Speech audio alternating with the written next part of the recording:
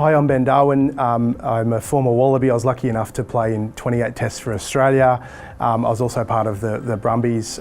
We won the Super Rugby title with the Wallabies. We won the Bledisloe Cup, and I was very lucky to be part of an enormously successful team.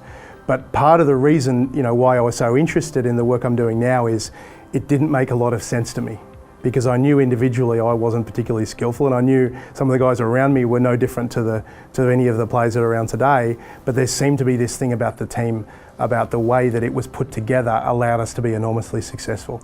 So I've always wanted to understand those parts that said a team of champion, does better than a champion team, or particularly the term that was used a lot about those teams was they punched above their weight, and I wanted to understand that.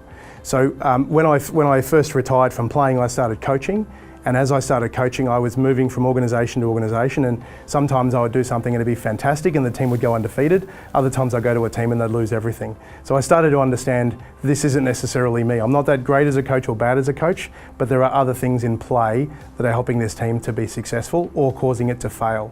And I wanted to understand that. When I first started my business in 2013, I'd come off a background of data analytics, and what I was finding a lot of the time was a lot of data analytics was just another version of the score. People weren't necessarily focused on why are some teams dynasties and other teams just constantly never finding the answer and constantly turning over to try to find the answer.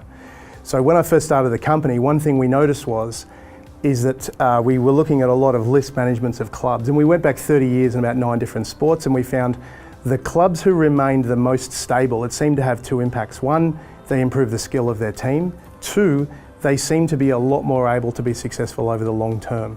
Clubs who were doing things the other way, which was constantly churning, trying to find the answer in skill acquisition, we would actually find would dramatically underperform. So in between seasons, if a team made a number of changes, we would find the next year, no matter how much talent they bought, they would tend to underperform, particularly comparative to the market. Whereas teams sometimes who are actually forced to keep the people, even if they didn't want them, would invariably do better than the market thought they were going to go. And so this really early area of research is where we really started to look at cohesion analytics in its form that we've researched now.